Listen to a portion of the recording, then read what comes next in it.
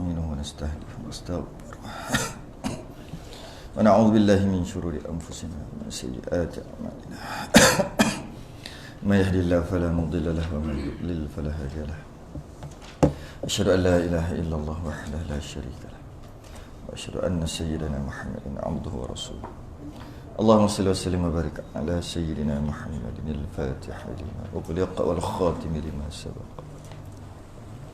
ناصر الحق بالحق والهدي إلى صراطك المستقيم صلى الله عليه وعلى آله وأصحابه حق قدره ومقدار العظيم اللهم نور بالكتاب بصري وأطلق به لساني واشرح به صدري واستعن به جسدي بحولك وقوتك فإنه لا حول ولا قوة إلا بك سبحانك لا علم لنا إلا ما علمتنا إنك أنت العليم الحكيم ولا حول ولا قوة إلا بالله العلي العظيم أما بعد. Pertama sekali kita rafa'kan kesyukuran, alhamdulillah dapat kita duduk dalam majlis ilmu, dapat kita sambung bacaan kitab, dapat kita sambung daripada bacaan kitab kita Kifayatul Muhtadi, syarah kepada kitab Sulam Muhtadi. Kita berhenti pada muka surat semalam 55, baris yang ke 14 daripada atas bawah, 14 daripada bawah. Bincang berkaitan dengan air mutlak. Bincang air mutlak. Kita nak bincang pasal air mutlak saja ke nak bincang pasal lain sekali ni? Air mutlak semata-mata hari ni ke ada nak bincang air lain? Ma'ik. Sebab kalau kita masuk ni nanti kita teruskan je lah sampai air. Kalau ada apa-apa tak? Ada apa masalah dia sebenarnya? Apa yang telah berlaku? Masalah apa yang terlupa nak sebut semalam?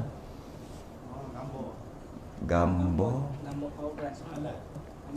Soalan. Soalan apa? Aurat. Oh, macam mana? Cuba cerita balik pada awal. Sebab kadang-kadang takut salah faham ke. Macam mana cerita macam ni, akhir sekali macam ni. So macam mana? Itulah. Macam mana? Asalnya? Okey, asalnya? Gambar dia ambil gambar ketika umur 15 tahun dalam keadaan pakai bikini. Okey. Lepas tu rakus.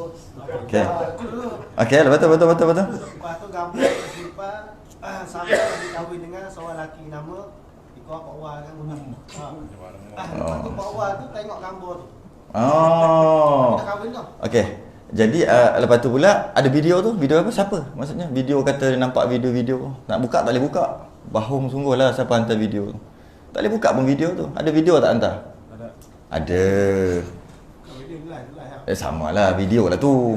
Kita mana reti video live tu, kita video aja semua. Lepas tu dalam video tu tulis cakap apa? Cakap boleh. Boleh. Oh, okey. Gambar seorang perempuan yang ketika itu masa tu tak jadi isteri dia lagi. Kemudian bila dah jadi isteri dia pada umur 30 kita kata 25, boleh tak tengok gambar tu? Gambar yang tu yang mana yang ditangkap sebelum ditangkap sebelum kahwin. Nak kiranya kalau dia ketika kejadian tu haram lah. Sebab dia belum jadi bini lagi waktu tu kan. Tu kan masalah dia. Dia ada dua masalah kat sini. Dia ada dua. Dia tak boleh jawab. Dia kena jawab sendiri. Dia kena jawab sendiri. Dia tak boleh jawab direct. Dia kena jawab sendiri. Yang pertama dia ada dua masalah kat sini. Masalah yang pertama gambar. Masalah yang pertama cerita gambar. Kejap. Sibuk. Masalah yang kedua cerita bukan gambar. Dia macam ni. Kita untuk faham perkara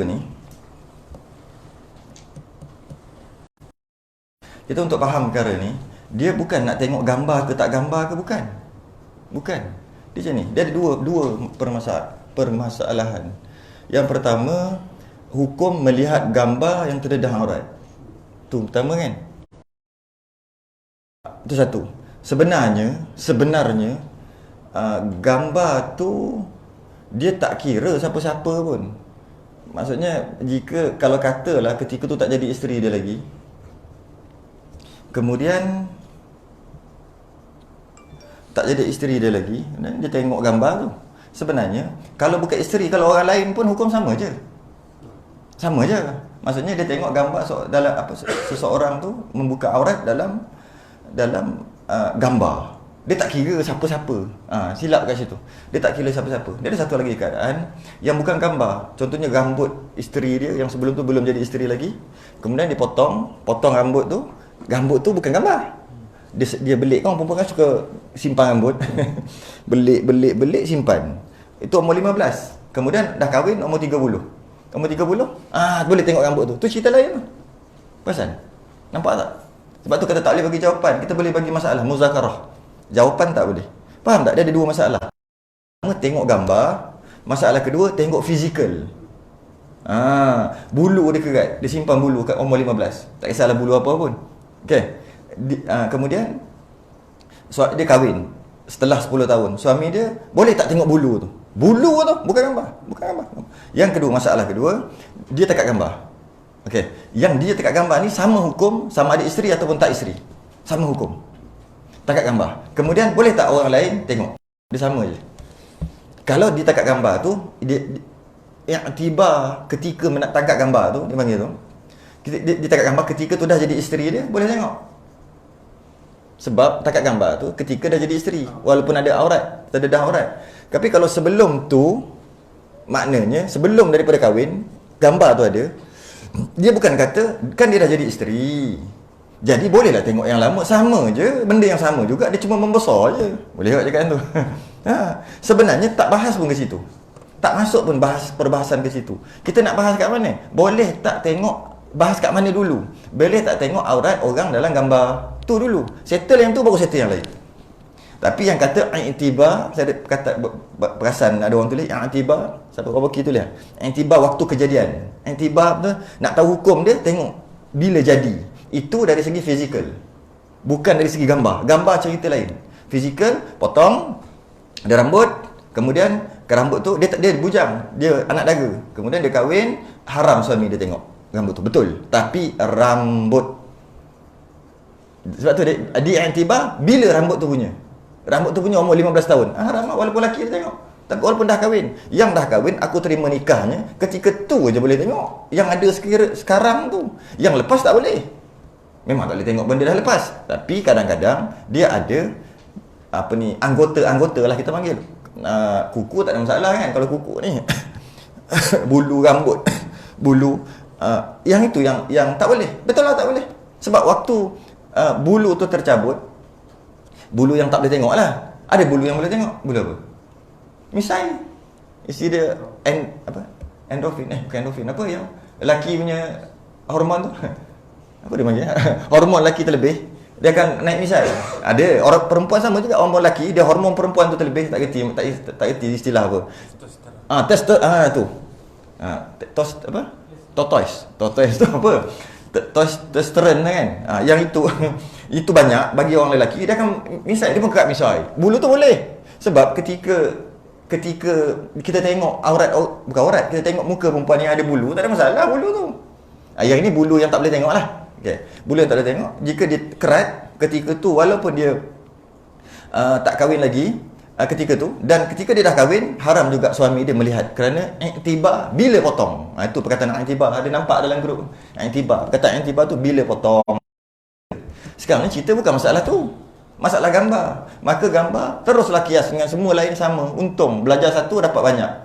Terus kias semua. Gambar, TV, semua sama lah. Gambar tak bergerak, gambar tak bergerak, TV, projektor, handphone, kiaslah semua. Tengok dalam air, tengok cermin, semua sama je. Perempuan duduk sini tengok cermin, nampak apa beza dengan gambar? Sama lah kan? Kita tengok cermin, perempuan duduk belakang ni telanjang, kita tengok cermin. Apa beza dengan gambar telanjang? Sama. Sebab dua-dua bukan orang yang benar. Yang ini tak boleh gerak, yang ni katalah dia tak bergerak macam tu. Jadi hukumnya sama. Tak beritahu hukum lagi, tapi hukumnya sama. Jika haram tengok gambar, haram tengok gambar yang maksud aurat, dia tak isteri-isteri, orang lain semua sama. Kalau dah kahwin, dah kahwin, kemudian tangkap gambar isteri dalam keadaan terdedah aurat, itu selesai. Memang boleh sebab dah kahwin. Jadi kalau tak kahwin lagi, hukumnya sama dengan tengok orang lain yang memang tak kahwin, memang orang lain, memang artis, tak kisah. Sama je hukum. Iaitu, apakah hukum melihat gambar ataupun aurat di dalam gambar, aurat di dalam gambar tak bergerak, aurat di dalam TV, aurat di dalam projektor, aurat di dalam handphone, apa lagi? Aurat di dalam air, pantulan, aurat di dalam cermin, pantulan. Aurat dalam TV, sama jugalah. Itulah, jawab yang itu, dapatlah jawapannya. Sama ada isteri ataupun tak isteri. Soalannya, apa jawapannya? Boleh tak tengok aurat orang dalam gambar? Tengok aurat tu dia ada aurat berat lah kan. Kita panggil kubur-dubur area yang tu berat. Ada aurat yang berat juga, tapi kita istilahkan kurang sikit lah. Walaupun ada, kalau saya baca satu kitab tu, dia panggil aurat mughallazah dengan aurat mutawassitah. Baca sekali nak tergelak lah juga. Maksudnya aurat berat dia nak beritahu kubur dengan dubur. Tak kisahlah, istilah tu tak ada masalah kan. Betul juga, kalau apa dosa tak tengok aurat rambut dengan tengok aurat kemaluan, mestilah besar yang tu. Sebab tu diistilahkan. Itu tak ada masalah. Tak nak guna istilah pun tak ada masalah. Soalannya, apa hukum tengok aurat perempuan dalam gambar? Jawab yang tu dulu. Apa hukum tengok aurat perempuan dalam TV? Sama hukum. Jawab dulu. Lepas jawab tu baru kita boleh jawab soalan tadi. Kita kena cakap boleh lah kot kan? Kena cakap boleh sebab dah tengok TV banyak dah. Kau tidak, dah buat dosa hari-hari. Kena cakap, terpaksa cakap boleh. Kalau tidak, balik ni buat dosa lagi. Lepas tengok berita. Berita diorang pakai macam mana? Cun tu. Bukan tengok berita sangat, tengok membaca berita. Nampak rambut berkarat. Tengok cerita. Apa nama orang putih? Tak payah sembang. Tengok iklan. Iklan. Ubat gigi. Tapi, aurat. Kena cakap boleh tengok. Faham tak? Kena cakap boleh, tak boleh cakap tak boleh tengok. Kalau cakap tak boleh tengok, kita lah yang kena. Kita lah yang kena, maksudnya lepas ni secara umumnya haram ada TV kat rumah, mampus. Sebab daripada cakap haram tengok. Sebab dalam TV ada tak satu channel yang tutup semua? Iklan dia tutup aurat lah. Mana ada? Bolehlah kita kata secara umum haram tengok TV. Secara umum haram ada benda ni. Sebab apa? Masa scroll agak-agak ada tak keluar? Jawab yang T dulu baru boleh jawab yang gambar. Sebab kata yang ni tak boleh bagi jawapan. Sebab kita buat hari-hari. Benda tu dibuat hari-hari. Berani tak cakap? Pernah tak dengar ustaz cerita pasal Piramli? Kan cerita Piramli tu gini. Biasa ustaz cerita Piramli lah kan. Kan ni orang 3 orang gini. Maknanya ustaz tu tengok cerita Piramli. Cerita Piramli ada tak dedah aurat? Berlambak. Boleh tak cakap ustaz tu buat dosa? Cakap. Pernah tak dengar ustaz nyanyi lagu Piramli? Bila nyanyi lagu dia hafal, mesti dia tengok berkali-kali. Berani tak cakap ustaz tu buat dosa? Setiap kali dia dengar lagu, sekali dia tengok lah maksudnya. Ustaz tu dengar je, tak tengok. Ya ke? Satu. Pernah tak dengar ustaz nyanyi Hindustan? Dengar lagu saja ke tengok cerita sekali? Nampak tak? Dia panggil domino effect. Kesan daripada satu hukum kita letak, semua yang dia akan jadi tu. Sebab tu kata kita tak boleh bagi jawapan. Fikir sendiri. Kalau katalah dia nyanyi Hindustan lah apa, maknanya dia tengok cerita. Siap boleh tahu lagi. Bobby lah, begitu gini. Saya tak tahu pernah tahu cerita pun boleh tahu cerita tu. Sebab apa? Bobby ni cerita gini. Lepas tu orang jahat gini. Kalau cerita Hindustan yang lain pula, cerita dia orang kaya. Lepas tu dengan orang miskin gini. Cerita Hindustan ni semua sama je. Seorang kaya, seorang miskin. Maknanya dia tengok. Sekarang ni cerita Hindustan tu tak aurat tak? Jadi ustaz tu telah buat dosa ke? Berani cakap lah. Ada banyak lagi cerita pasal berita. Tak tengok berita tadi. TV3 tadi tak tengok. Kan nak dia ada bagi tahu kerajaan telah bertukar. Okey, tak apa. Kita bukan nak cerita kerajaan tu. Nak cerita siapa yang baca. Dia berdiri, pakai ketat, ludah aurat. Tengok buat dosa. Dia nak cerita pasal lain. Kita kata dia boleh buat dosa. Berani cakap? Sebab dia dah jadi umum balua, kalau saya boleh gunakan istilah tu. Dah tak boleh nak buat apa. Dengan kita kata tak boleh. Okey, kalau macam tu boleh. Pula dah. Kalau macam tu boleh, majalah mangga. Macam mana ustaz tahu? Orang bagi tahu. Saya tak pernah tengok. Orang bagi tahu. Bolehlah majalah mangga. Sebab apa? Apa masalah? Apa perbezaan tengok TV dalam terdedah aurat dengan tengok majalah mangga? Apa bezanya? Sama je.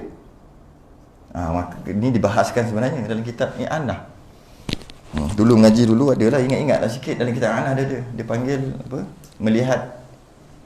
Melihat aurat perempuan dalam apa? Dalam pantulan, dalam air, dalam pantulan.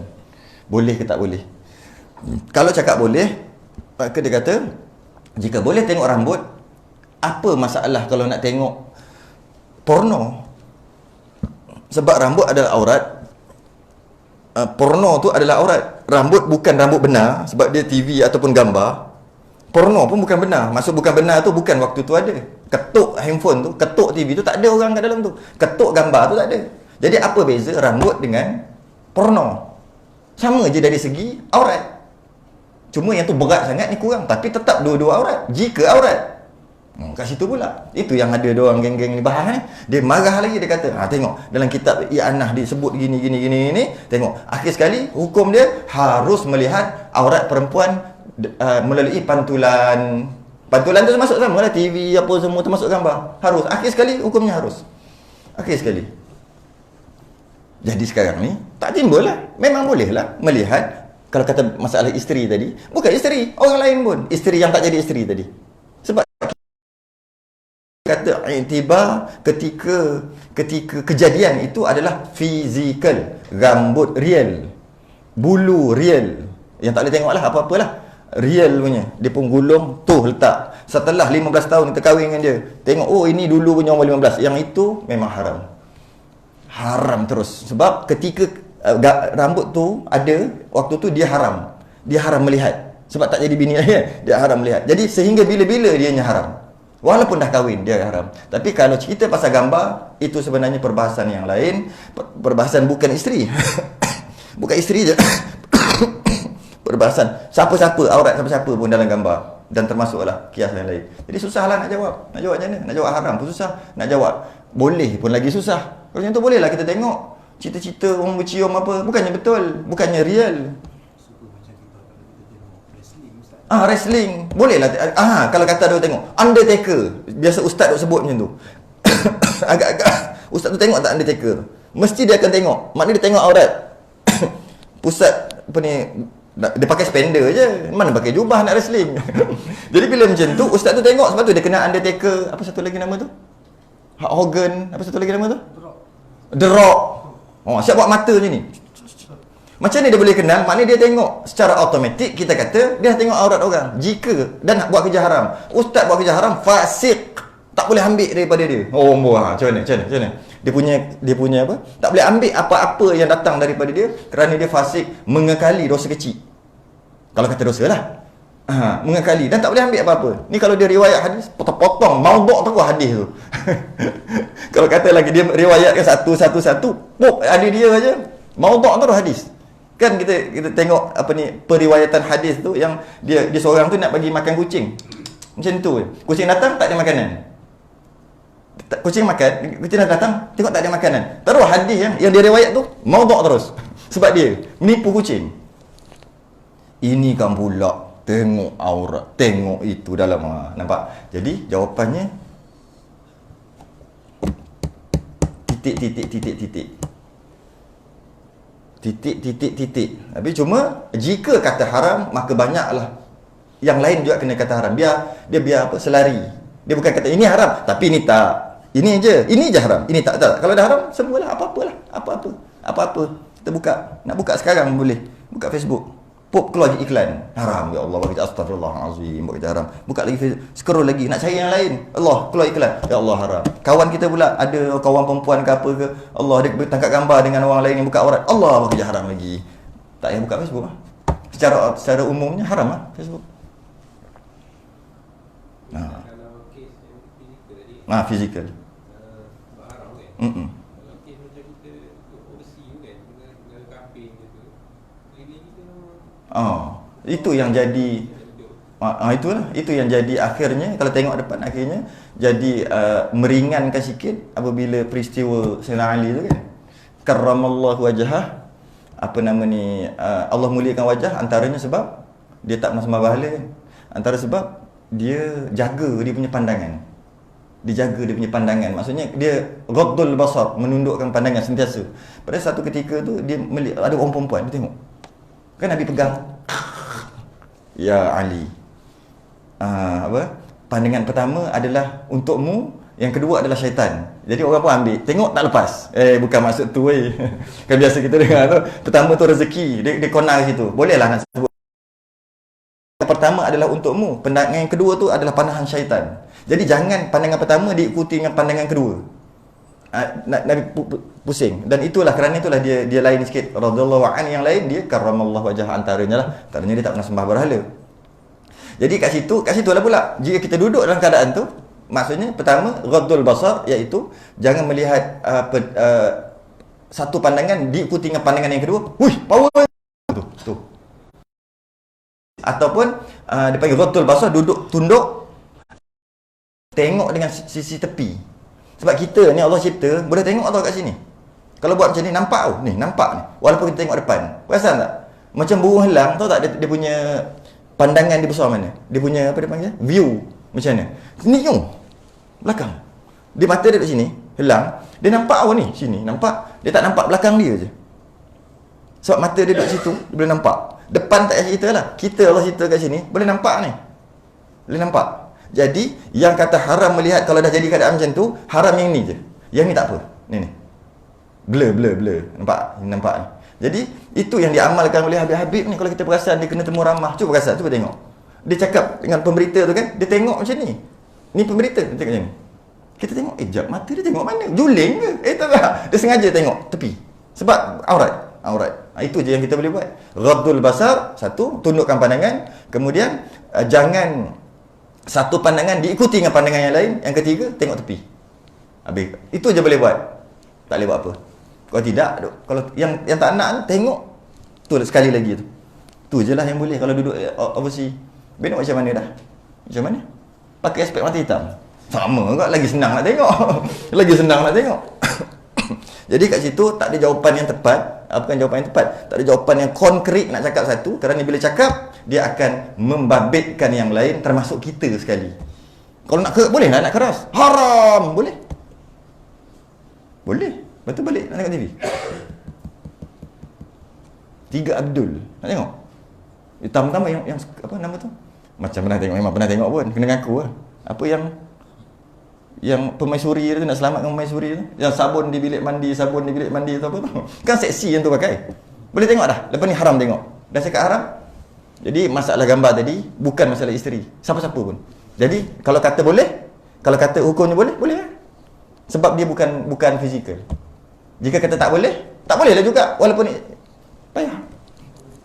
Itulah. Jadi jawapannya adalah, kalau nak kata boleh adalah boleh. Bila kata boleh, itu yang dibahaskan, yang dibahas secara panjang lebar dalam kitab I'anatul Talibin, yang itu melihat aurat perempuan melalui pantulan air. Kita kiaslah pantulan air tu maksud bukan tengok direct. Payah, benda akhir zaman. Tak boleh buat apa dah. Itu je jawapan yang boleh bagi. Tapi saya rasanya sampai semua tu, faham kan? Sampai tak? Sampai. Tengok iman kita lah. Iman kita qawi ke dhaif? Kalau dhaif, buatlah cara dhaif orang awam yang lemah akalnya dan kurang imannya. Kalau nak tinggi, okey, masuk gua, duduk lautan. Betul lah. Kalau tidak, jaga. Ataupun mungkin ada sebahagian yang buat kat rumah dia haram TV, haram ada. Dia cuba jaga sedaya upaya. Macam mana pun masih lagi ada unsur-unsur yang lain. Tak boleh lah, itulah.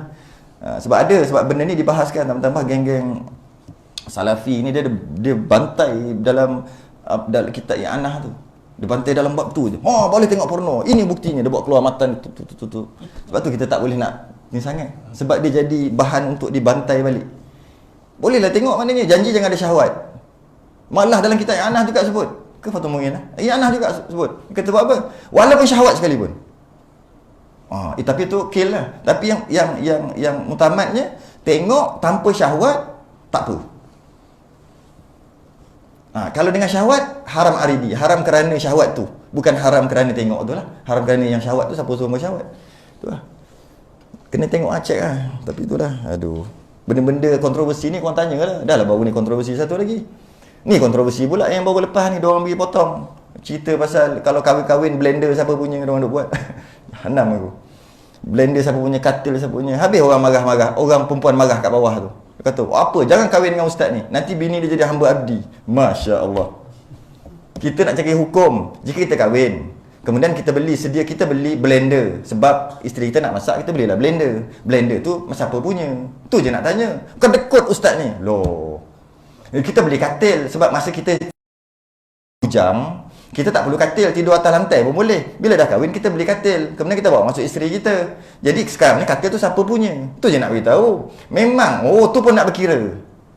Kita nak cerita hukum. Lepas tu pula, air dia mandi, dia panas dia mandi. Dia haid, dia mandi wajib. Siapa wajib bayar air? Berkira sangat. Masya Allah. Aku nak cakap hukum. Lepas tu, terima kasih dekat laki sebab walaupun benda tu tak wajib, dia bayar juga. Tu tujuan dia. Jadi terima kasih lah dekat laki tu. Bukannya nak suruh setiap orang berkira. Awak guna mandi tadi berapa liter ni? 7 liter. Kejap, satu liter berapa sen? Bayar cukup bulan. Bukan. Hukum setiap perkara yang kita buat ada hukumnya. Tapi kita hidup apa nama ni, suami isteri ni berlebih kurang. Lebih kurang tu cerita lain. Sebelum nak berlebih kurang kena tahu hukum dulu. Supaya kalau mati, jika blender tu suami punya, awak kena faraid. Dia marah lagi. Apalah anak blender pun berkira. Masya Allah. Tak tahulah. Itu baru je jadi. Baru je sehari dua ni orang duk hantar. Dia orang dipekerat dekat masa di Negeri Sembilan itu. Ada masjid Negeri Sembilan itu dia orang potong. Tujuan potong tu nak bagi benda baik lah. Cuma dia boleh salah faham. Dia orang baca, orang dengar tu boleh salah faham sebab 5 minit. Tapi sebenarnya tak apa pun. Kita bukan nak suruh orang berkira. Cuma nak tanya. Isteri mandi pakai air, siapa wajib bayar? Begini tak kita kata suami lah wajib bayar. Dah dia pakai. Okey, kalau macam ni, kalau datang Pakistan jual kapet, berapa? 10,000. Wah, tapi boleh bayar ansuran 1 bulan 1,000. Dia pun ambil. Bang, abang bayar sebulan 1,000. Soalannya siapa wajib bayar? Kalau kira 20% orang kata kedekut, kita kira macam tu. Pakistan bawa, tak apa. Don't worry. Ambil 1,000 1 bulan. 10 bulan settle. Dia pun ambil. Faham? Kejap datang pula Cina pula, nak beli mesin basuh siap dengan pengering. Berapa? 20,000. Tak apa, jangan risau, 1 bulan bayar 1,000 aja. Oh, ambil pula.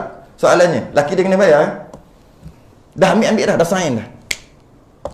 Ni baru terasa. Ya tak ya juga. Habis 20% dia mandi. Air tu siapa wajib bayar? Dia mandi kerana dia panas. Wajib dia sendiri bayar. Dari segi hukum muamalat lah kita kata kot, dia wajib bayar, isteri sendiri. Asal tak suami bayar. Tapi jika dia mandi kerana nifas, itu wajib suami bayar. Nak tunjuk dia punya jalan tu. Sebab nifas tak jadi kalau tak ada laki. Sebab nifas tu terjadi sebab ada anak. Anak tu sebab ada laki. Dia punya pasal. Sebab tu dia bayar. Nak bawa ke situ. Dia faham. Kedekut ustaz ni dia kata. 2% pun kira dengan bini. Ya Allah. Tu kena masuk kelas bekah sungguh-sungguh. Baru kita tahu kat mana tu. Tu baru jadi sehari dua. Pening kepala. Kita tengok nak balas tak boleh balas. Tak payah. Biarkan je lah. Akhir sekali kata, jangan nanti jadi hamba abdi. Semua berkira. Memang akhir sekali, jika sofa tu kepunyaan suami mati kena faraid. Itu pun nak faraid. Kan kita last sekali berlebih kurang. Maksud kita kata, kita halal berhalal lah. Lagipun ni isteri dia kerja. Mak ada bahagian ni. 1 per, apa? Kepala mayat apa? Kata nak belajar faraid sangat kan? Ni kepala mayat untuk mak ni. Faham kepala mayat? Dia punya bahagian tu. Alah, kau ambil. Tu yang kita nak lebih kurang. Cuma sebelum nak lebih kurang, dia kena ada portion yang tertentu dulu. Nak bagi sama rata adik-beradik boleh kan? Boleh. Tapi sebelum nak bagi sama rata, kena bagi tahu dulu. Okey, ni bahagian kau 100,000, bahagian kau 50, bahagian kau 100, bahagian kau 50, bahagian kau 100, bahagian kau 50. Kenapa beza ni? Lelaki dapat 2 bahagian, perempuan dapat 1 bahagian. Okey. Tapi kita nak bagi sama rata kan? Okey, maknanya 25,000 daripada ni ambil bagi dia. Kena bagi tahu macam tu. Lepas tu ni 25,000 ni ambil bagi kat adik perempuan ni. Jadi setiap orang dapat 75,000. Betul tak? Rasanya betul lah. Semua 75,000. Maknanya dia tahu portion dia yang telah diberi. Boleh je bagi sama rata. Tapi sebelum tu faraid dulu dengan maksud walaupun atas kertas sekalipun. Sama juga yang ada blender lah, lesong lah apa, semua tu harta. Malah kata ulama yang tak boleh difaraid selipar 1. Selipar 2 pun kena faraid. Selipar 2 sepasang, maksudnya ada 2. Kalau selipar 1 baru tak payah faraid. Cuma kita bukan nak suruh faraid, nanti dia akan berlebih kurang. Tujuan cerita nak bagi tahu last sekali, terima kasihlah kat laki tu. Seorang suami wajib bagi makan kat isteri sehari 2 kali je. 2 kali tu pula, sekali dia bagi ada nasi, sekali lagi ada 1 lauk. Kemudian air satu, air kosong pun cukup. Sehari 2 kali, satu pagi, satu petang. Tapi yang penuh dalam peti air tu siapa bagi? Suami bagi. Terima kasih lah nak bawa ke situ. Dia kata, ustaz ni kedekut. Sehari 2 kali bagi bini makan. La ilaha illallah. Itulah. Itulah benda. Pakaian satu tahu kewajipan minimum. Habis yang penuh almari laki beli tu apa? Terima kasihlah kat laki. Ini tidak. Gaduh sikit. Abang tak pernah. Abang tak pernah. Tak pernah. Anak. Apa? Tu yang geram tu kadang-kadang. Kita nak bagi tahu biar respect dekat suami tu sebenarnya ada sebab. Respect. Sebab ni yang mana berlebih kurang, yang mana yang wajib dia buat, yang sunat lebih-lebih lagi dia buat. Dia bayar air, dia bayar apa. Terima kasihlah kat laki. Point dia kat situ, jadi aku jadi kedekut pula. Jangan kahwin dengan ustaz ni kata. Nanti jadi hamba abdi. Ya Allah. Dah lah ni kontroversi. Lepas ni cerita pasal telanjang pula. Boleh tengok telanjang. Orang potong lagi. Macam mana yang kontroversi bagi kat aku? Cukup. Habis. Tu bab lain.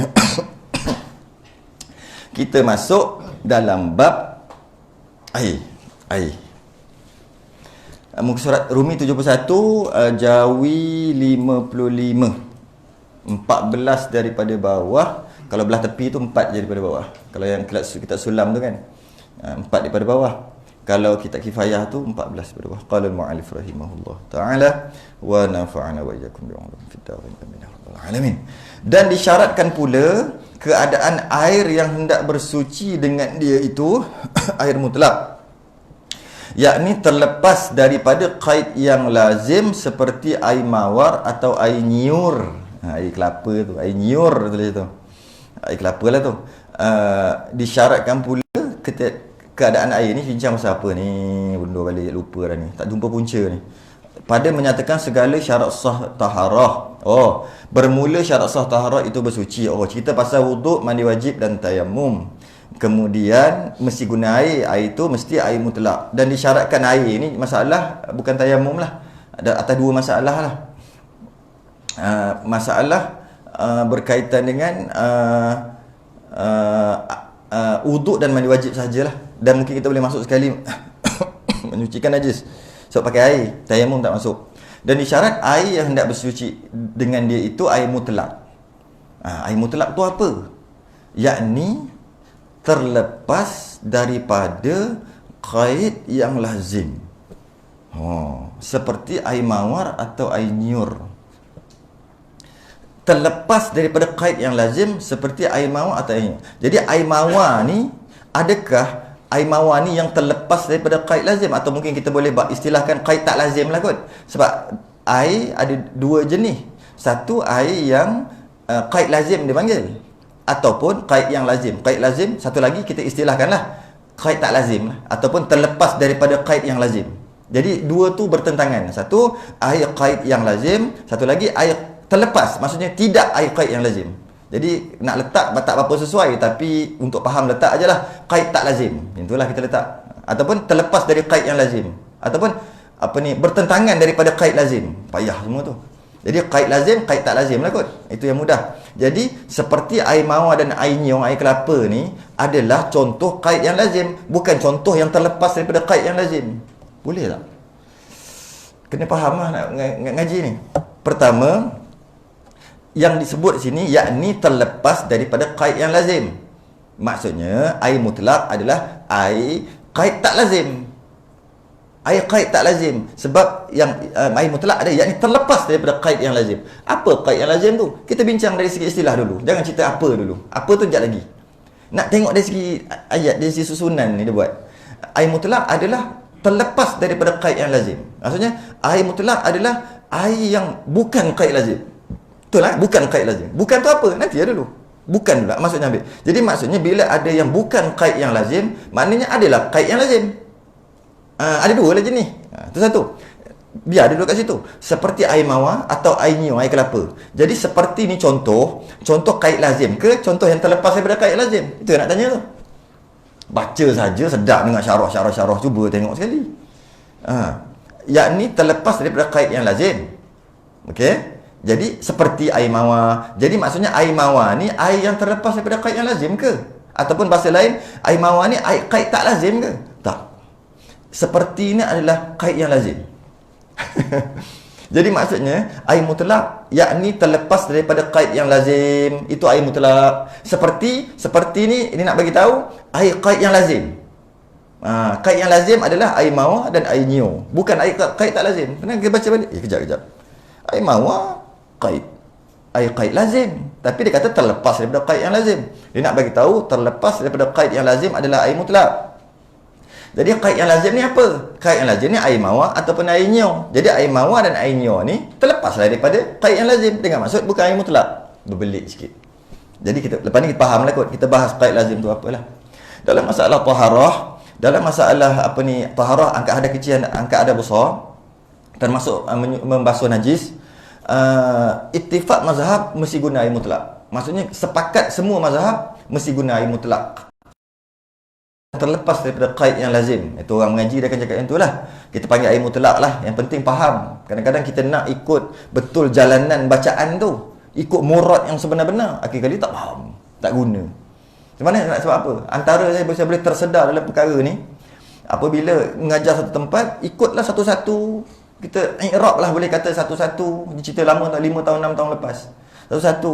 Akhir sekali habis dah bab tu tanya, apa maksud syarat wajib sembahyang, apa maksud syarat sah sembahyang. Seorang pun tak boleh nak jawab. Dia tahu syarat wajib sembahyang adalah Islam, akil, balik, suci, nifas. Bukan. Maksud syarat wajib sembahyang tak boleh nak pergi. Tak boleh. Sebab kita duk cerita syarat wajib sembahyang, cerita satu-satu. Akhir sekali rupanya senang je. Syarat wajib sembahyang adalah ada perkara tu wajib sembahyang. Tu je. Kau faham tak? Tak faham. Sebelum ni tak faham. Syarat sah sembahyang maksudnya ada perkara tu sah sembahyang, tak ada perkara tu tak sah lah sembahyang. Lah tu ke maksud syarat sah sembahyang? Padahal dia dah syarat sah sembahyang tu dah belajar mengaji habis dah. Maksudnya dari segi menghadap kiblat, dari segi suci pada haid nifas, semua tahu satu-satu. Bila sebut apakah yang dimaksudkan dengan syarat sah sembahyang? Syarat sah sembahyang tu menghadap kiblat. Bukan. Itu sila sebut berapa ada syarat sah sembahyang. Ini bukan. Maksud syarat sah sembahyang tu apa? Tak boleh nak cakap. Kerana orang awam, orang nak mengaji, nak ambil maksud mafhum je. Kita duk cerita satu, akhir sekali dia tak dapat pun yang itu. Sampai ke sudah tak tahu. Padahal senang je syarat wajib sembahyang. Ada perkara tu wajib, tak ada perkara tu tak wajib. Tu je. Cuba kita fikir 10 tahun lepas ketika belajar syarat wajib sembahyang, tahu tak maksud syarat wajib sembahyang? Tak boleh nak faham maksud tu. Yang dia tahu syarat wajib sembahyang Islam, akil, balik, suci, nifas. Sebenarnya syarat wajib sembahyang tu ada perkara tu wajib lah. Syarat sah ada perkara tu sah lah. Tak ada tak sah. Tu je. Jadi kerana tu saya cuba ubah kepada mafhum daripada membaca satu-satu. Sama juga yang ini. Kita tengok, yang ni terlepas daripada qaid yang lazim seperti air mawar atau air nyo. Sebenarnya nak bagi tahu qaid yang lazim tu sebenarnya air mawar dan air nyo tu adalah contoh kepada qaid yang lazim. Walaupun ayatnya yakni terlepas daripada qaid yang lazim. Qaid air itu qaid tak lazim ataupun air mutlak. Macam mana pula air mutlak contohnya seperti air mawar dan air nyo? Cakap macam tu pun bukannya orang semua boleh faham. Itu antaranya lah. Kadang-kadang kita tengok juga kita punya sasaran tu mengaji tu nak macam mana. Kalau sasaran apa budak-budak pondok apa yang mengaji umur 13, yang tu tak boleh lah macam ni. Mana boleh ambil mafhum macam tu. Kena mengaji sungguh-sungguh baru umur 13. Kalau dah 31, 61 nak cerita yang tu lagi. Buat apa? Jadi sama juga dalam masalah bab taharah, bab hadas kecil, hadas besar, ittifaq mazhab guna air mutlak. Bab taharah dari hadas kecil, hadas besar sepakat mengatakan mesti. Maksudnya semua ittifaq, sepakat semua mazhab, empat mazhab, pendapat muktamad dalam semua mazhab mesti guna air mutlak. Itu angkat hadas besar, angkat hadas kecil, mandi wajib dan wuduk. Bab taharah daripada najis dia agak berbeza. Maksudnya menyucikan najis yang ada kat lantai dia agak berbeza. Khilaf ada 3 mazhab yang mengatakan mesti guna air mutlak juga. Yang ada najis, kita dah buang najis, nak letak air mutlak kan, nak lalukan air mutlak. Itu 3 mazhab. Mazhab Hanafi dia kata boleh menyucikan najis tadi. Maksudnya najis dah buang, tinggal sifat-sifat dia. Nak buang tu boleh gunakan apa-apa cecair ataupun kita itulah dia panggil ma'un, air maksudnya cecair. Jadi dalam istilah syarak dia ada satu air, dia ada satu cecair. Kita tetap panggil air juga kan. Air tebu, air kelapa. Sebenarnya air tebu tu bukan air. Sepatutnya kita kena panggil cecair tebu. Sebab bila sebut air tak ada masalah. Kalau air maknanya dia sama dengan air mutlak tu. Tak, sebenarnya dia bukan air, dia cecair. Istilah syarak lah kita nak panggil macam tu. Macam tai hidung, tai telinga. Tai hidung tu tai. Bukan kan? Tai hidung ada 3 kilo dalam poket sah. Walaupun kita panggil. Jadi dari segi menyucikan najis pada mazhab Hanafi memadai dengan apa-apa cecair, afdal dengan air dan harus dengan apa-apa cecair. Macam air tebu, air teh, air kopi, air itu memanglah air liur pun boleh. Malah pada mazhab Hanafi juga jika gusi itu berdarah memadai dengan ludah sampai putih kerana air ludah tu adalah cecair. Cecair itu telah membasuh segala mulut dia. Sedangkan 3 mazhab lagi mengatakan tak boleh. Dua. Mazhab Maliki okey juga. 3 mengatakan tak boleh, iaitu bila dia kena komor dengan air mutlak sebab mulut dia ada darah. Darah termasuk najis walaupun dah putih. Nak menyucikan mulut yang bernajis darah tadi walaupun dah putih mesti dengan air mutlak. Tapi kata mazhab Hanafi tidak, dengan ma'i pun boleh. Dengan apa-apa cecair walaupun air liur sekalipun. Jadi lega lagi kat sini. Masa berdarah gigi tu ada tak komor masa sebelum sembahyang? Tak ingat dah, rasa mungkin tak kot. Kat situlah khilaf rahmat lah kita sungguh lah. Walaupun waktu tu tak kira mazhab pun, bantai aja. Tapi boleh lah. Nak buat macam mana? Boleh lah. Jangan talfik cukup. Benda tu dah lepas. Kalau nak qada pun qada lah. Kalau sembahyang tak sah sembahyang tu. Kalau apa ni habis. Jadi contohnya macam muntah ke, muntah. Kemudian dia pun ludah, betul biar je mulut tu. Kemudian dia sembahyang tanpa komor. Tak boleh. Dengan maksud tak sah sembahyang dia. Sebab muntah tu najis. Yang sampai ke maidah lah, sampai ke perut. Tapi dia akhir sekali, lama dulu dah pernah buat. Tak apa, mazhab Hanafi dah ludah kan, putih kan? Putih. Sah. Dengan ma'i cecair air liur pun boleh menyucikan najis. Kita kumpul banyak-banyak, kita basuh tai ayam pun boleh. Apa-apa ma'i yang bukan najis lah, ma'i atau cecair. Air tebu pun boleh. Basuh apa ni? Basuh tai ayam dengan air tebu. Boleh. Mazhab Hanafi. Dia apa-apa cecair pun boleh. Apa nama ni, dan disyaratkan air mutlak tadi, dan disyaratkan pula keadaan air hendak bercuci itu dengan air mutlak. Air mutlak ni syaratnya dengan zan je, bukan yakin. Ini yang sebab ada orang dia akan jadi apa, was-was jika dengan yakin. Dia dengan zan je. Nak tanya, dia masuk bilik air jamban toilet R&R. Dalam tu ada besen, baldi, dalam baldi tu ada air. Dia pun nak kencing. Soalannya, boleh tak? Nampak? Kalau berdak tak? Dak tu diri sendiri okey, nak cerita hukum tak berani nak sebut hukum tak? Tapi dia dah. Sedangkan air tu mutlak ke tidak? Sekarang ni kalau kata air tu hitam, habis lah cerita. Ni air putih. Dia mula fikir, mesti ada orang kencing, lepas tu kencing berdiri. Lepas tu ngecik masuk. Lepas tu pula dia pun goyang macam tu aja. Lepas tu dia basuh. Kalau dia basuh sekalipun, dia basuh jatuh menitik lagi. Perut kena masuk. Lepas tu pula kat sini dengan kotor, bau busuk. Tengok najis ada, dia tak flush. Air ni ada ni. Sekarang nak cerita. Jangan cerita tak nak buat tu kita.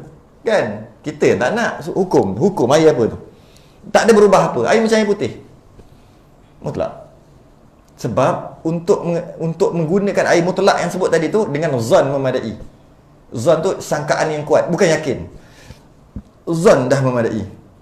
Kita tak nak juga, tak apa, air kita banyak. Buatnya Allah uji, setahun tak ada air, tengok air tu buat minum. Tengok Allah uji nanti macam mana. Nak minum air laut masin. Air tu kita alhamdulillah dalam jamban, tepi jamban. Sebelah dia ada tai, tak flash. Rugi kalau flash pakai air banyak. Sebelah ada alhamdulillah air ni nampak bau okey semua elok. Alhamdulillah jom kita buat teh. Lama kita tak minum teh. Masa tu bila Allah uji dengan setahun tak ada air. Bila apa nama Dajjal turun ke nanti? Dajjal datang nanti kita tahan matahari macam tu 6 bulan. Masa tu maksudnya fotosintesis tak boleh berlaku lah sebab 6 bulan tahan matahari 6 bulan. Tak berjalan. Pukul berapa ni? Pukul 1. Esok pukul berapa? Pukul 1. Lusa pukul berapa? 1-2 minit. Lah, bila ni matahari di atas? Lepas tu pula 6 bulan lagi malam pula. Mampuh kat waktu tu. Binatang semua air semua kering. Masa tu air tu kita pakai. Alhamdulillah ya Allah, aku bersyukur. Allahumma barik lana. Dapat air jamban. Bukan air jamban, air sebelah. Sekarang kita kata macam ni lah sebab air kita berlambak. Sebab tu orang Arab kata, orang Melayu ni itik. Ada orang kawan Arab seorang dia kata, itik. Dia kata, itik. Dia mandi seminggu sekali. Malah ada hadis yang mengatakan kewajipan kamu di atas badan kamu mandi seminggu sekali, iaitu hari Jumaat tu. Yang kata mandi tu. Kejap mandi, pagi mandi, tengah hari mandi, petang mandi. Itik dia kata. Dia kata kita itik. Sebab mandi banyak. Dia orang tak. Dia mandi 3 hari sekali tu kira macam dah ni. Tak apa, dia orang panas dan kering. Kita panas dan lembab. Sikit perlu ketiak, sikit-sikit perlu. Dia orang kering, tak ada bau, tak ada apa. Sedap lah cakap yang tu. Jadi apa nama nak tahu tu dengan zon bukan yakin. Malah kita perasan tak? Kita disunatkan sebelum berwuduk ataupun mandi wajib. Tahu tak apa yang kita disunatkan sebelum ambil wuduk lah. Jadi sama je bila apa yang disunatkan ketika sebelum wuduk disunatkan juga sebelum mandi wajib. Sama je. Perasan tak? Apa nama ketika nak ambil wuduk tu apa yang disunatkan? Kita disunatkan untuk berkomor, kita disunatkan untuk ni, basuh tangan ni, dia panggil ni pergelangan ni lah, bukan tangan ni sunat. Kita disunatkan untuk melihat air tu. Kita 3 perkara yang kita disunatkan. Dan kita disunatkan untuk istinsyak, dia panggil, ambil air masuk dalam hidung, istinsar keluarkan, apa lagi tu? Cara yang pertama, komor, sebelum komor, sunat tengok air, komor, lepas tu masuk air dalam hidung, keluarkan balik, dalam keadaan mata tu melihat. Apa tujuan sunat tu? Tujuan ni kalau kita fikir balik, ketika kita berkomor, air tu sunat ni bukan wajib ni. Maksudnya sebelum kita wuduk, kita ke komor untuk merasa pahit ke, manis ke, masin ke air tu. Jika berubah sifat dia bukan mutlak. Tu tujuan tu komor. Kalau kita tak komor, kita tentang air tu masin. Jika dia berubah sifat, dia kan bukan mutlak. Itu tak masuk lagi lah. Berubah mana-mana. Sebab tu kita disunatkan komor. Bila komor, air ni masin lah. Bila masin bukan yang mutlak lah. Kalau air masin, bukan masin apa ni? Nak cerita masin laut tu cerita lain. Itu ada kecuali tu nanti. Ni mungkin masin lain lah, masin pelik. Sebab air laut pun masin, dia mutlak. Itu nanti bahas lain kali. Nanti bukan sekarang tu. Kalau kita nak ambil asin, kita ambil manis lah. Manisnya air ni. Bila manis, bukan air mutlak. Dah berubah rasa. Ataupun kita masuk rasa macam pahit.